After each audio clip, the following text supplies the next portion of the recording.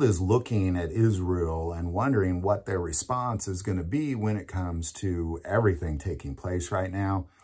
Because ultimately they're dealing with Palestine, they're dealing with Iran, they're dealing with Syria, they're dealing with Yemen, they're dealing with Libya, they're dealing with so many different places. And there's certainly problems going to arise with Jordan, particularly with their airspace. And I want to take a moment and talk about prophetic nuclear response from Israel. Now, before we get into this, I do want to take a moment and thank our sponsor, Victory Chrysler Dodge Jeep Ram, for not just supporting this channel, but being the hands and feet of Jesus Christ by building orphanages all over this country, having battered women shelters all over this country, having orphanages all over the world, for that matter. And they're doing this because God has called them to do this thing. And so I'm going to put their link below. Check out their Giving Hope Fund. If there's a ministry that's particularly near and dear to your heart, I'm going to recommend you, if you are in the market for a car, buy a car from them, because then a portion of those proceeds go right back into that ministry versus just into some car dealer's pocket. That link is below. So what are we getting at? Well, ultimately what Israel is dealing with is very prophesied about. The fact that they've had so much peace is really more shocking than most other things should really be. And if we go to, I specifically want to talk about a nuclear response, because there is prophecy of a nuclear response by Israel. Now, before we get into that, I do want to take a moment and kind of well, what's going to cause this? Is this going to cause that? I don't believe so. What it's actually going to cause is the prophetic siege against Israel. When Israel has their back against the wall, which they do not at this point. They definitely do not. They have a lot of decisions to make, of course, but their backs are not to the wall.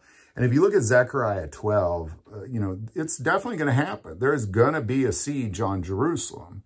Now, God is not going to separate the remnant from Jerusalem at any point, but this has more to do with the Antichrist.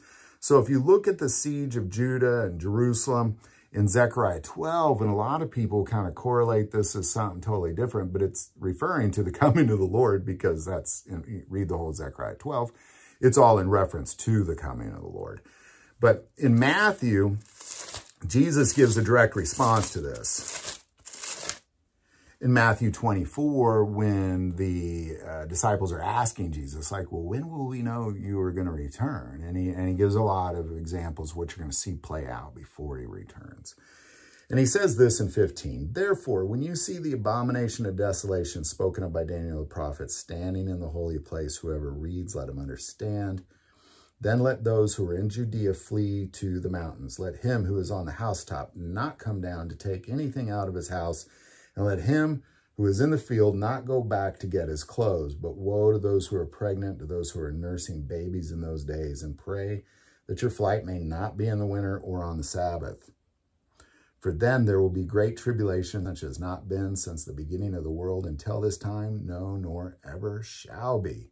So ultimately what Jesus is saying is, like, when you see this desolation, and if we look at other examples of, what he's saying here, is he's saying when you see this siege, if we look at Luke's example in 21:20, it says, but when you see Jerusalem surrounded by armies, then know that its desolation is near. Then let those who in Judea flee to the mountains. Let those who are in the midst of her depart, and let not those who are in the country enter her.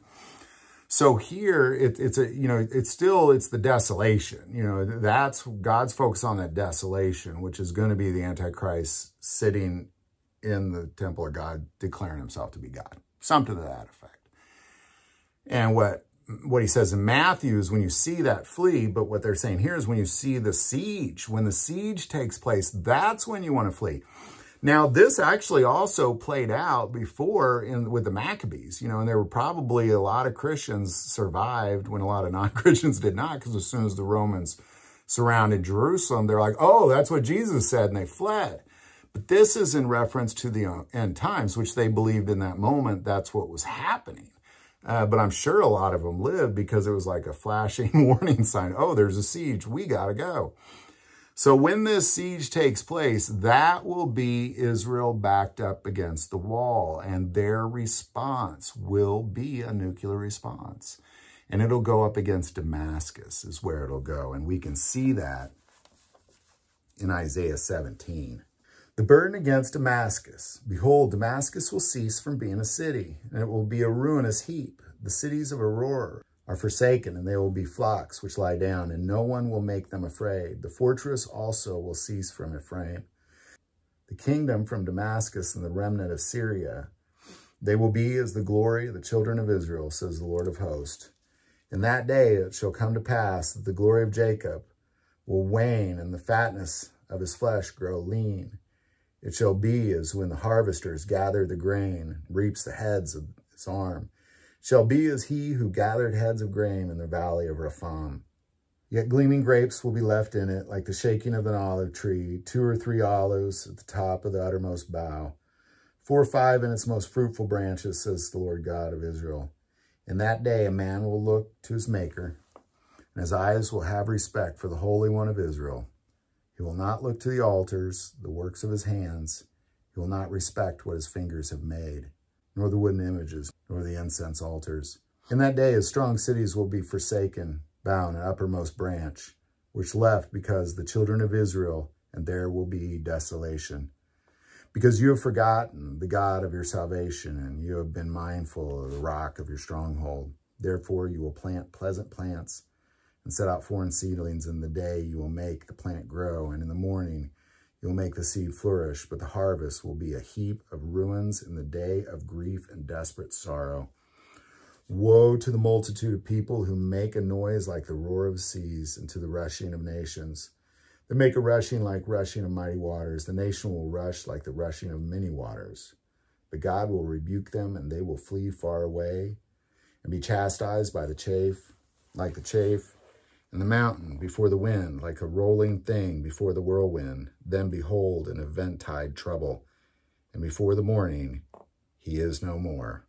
This is the portion of those who plunder us, and the lot of those who rob us. And I do not believe there's going to be a nuclear response to Iran specifically because of the Gog-Magog war.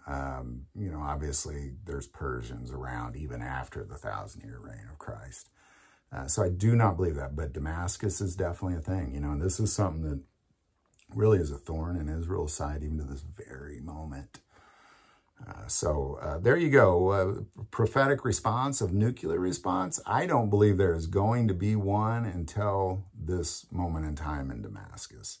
The rest of this is and that's not going to happen until the siege. So we'll see. We'll definitely keep an eye on it. There's also a lot going on in Israel that is prophetic. We're just talking about a nuclear response in this one. We'll get into those later. I do want to take a moment and say most people watch the channel. They're not subscribers. Click that subscribe button. It greatly increases the algorithm and our ability to get these messages out.